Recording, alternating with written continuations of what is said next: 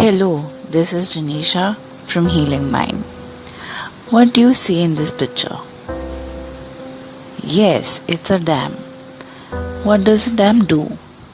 It holds the water so that it does not disturb or destruct the vicinity and the nature around it.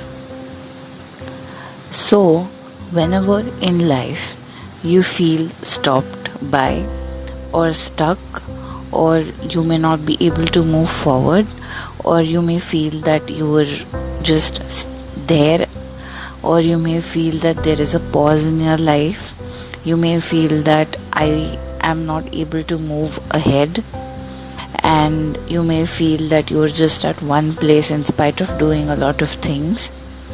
Just remember that this water is not a bad water. This water can be used in multiple ways. It is just held. Why is it held?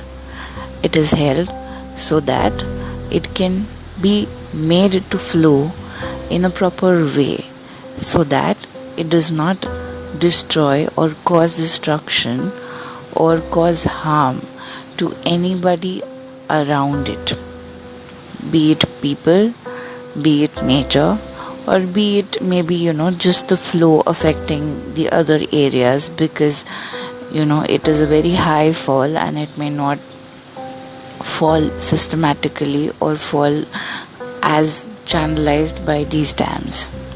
So whenever you feel stuck, you feel stopped by, you feel that there is a pause, you feel that there is no way to go, remember that it's a time for you to reflect and connect with your inner self, with your dreams, desires, goal.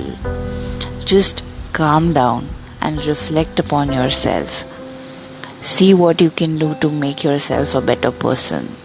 See what you can do better to achieve your goals.